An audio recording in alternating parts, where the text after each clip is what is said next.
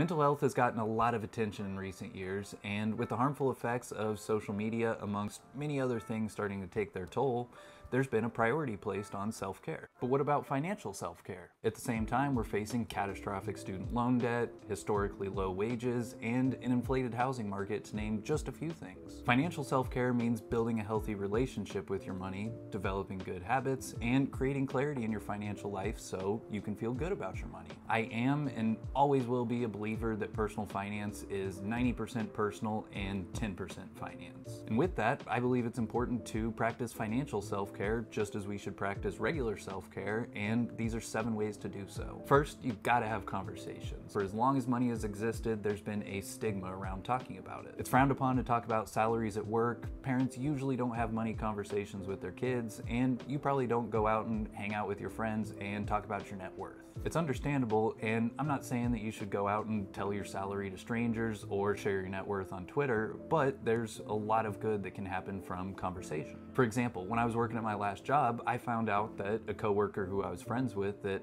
had started the job after me, had less experience than me, was earning $10,000 more than I was. Had we not had a conversation around it, I would have never known, and it definitely didn't change anything because I was planning to leave the company anyways, and I definitely didn't resent this person, like they're just out there getting their bread, but it opened my eyes to 2 things. First, it showed me how easy an employee can be taken advantage of by a company's lack of transparency and shunning of conversations around salary. Second, it showed me how important it is to have conversations to avoid getting stuck in a spot where you aren't getting paid what you're worth. So by having conversations around money, you might learn something new, or you might even discover a new opportunity that leads to a better financial future. Second, it's important to create meaningful goals because without direction, it's hard to know what actions to take. Trying to get ahead financially without goals is like starting a road trip with no phone and no gas. Goals not only give you a North Star to work towards, but they also reinforce the meaning behind the actions that you're taking. For example, if your parents told you that you needed to save money, that message probably wouldn't result in much action. But if you set a goal of saving $200 a month so you could afford your dream vacation in 2 years, you're much more likely to save that $200 every month because you created a tangible goal for yourself and there's a reward at the end of the road. Third, it's important to address known problems. From my own experience, a common cause of anxiety is lack of action when you know that action needs to be taken.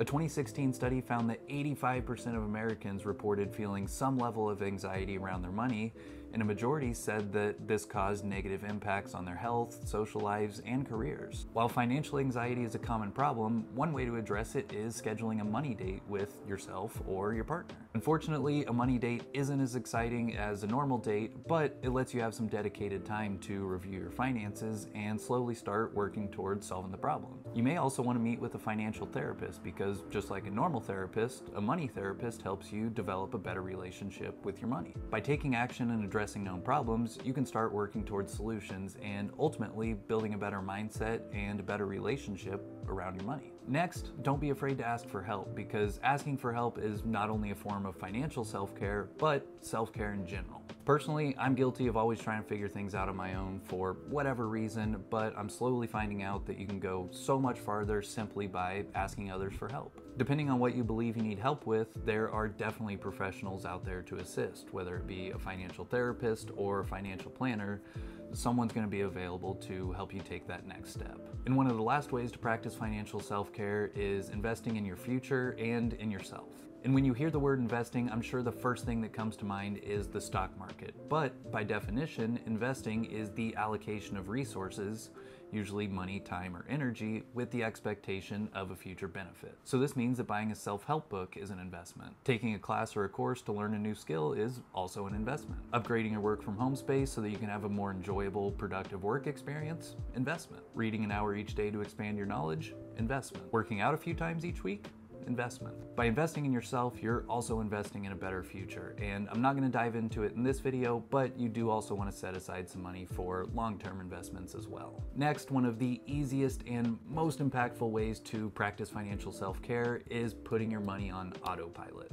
We're all humans, we all have flaws, and it's easy to forget to save money or make investments every month. However, by using some of the technologies available to us, such as automated bank transfers and automated investment deposits, We can remove the human error and automate our good money habits. And the last way to practice financial self-care is don't be too hard on yourself. If you don't follow your budget perfectly, it's okay. If you haven't invested as much as you think you should have, it's okay. It's important to always remember that money is nothing more than a tool to get you where you want to be. It doesn't define who you are, and having less of it doesn't make you less of a person than someone who has a multi-million-dollar trust fund.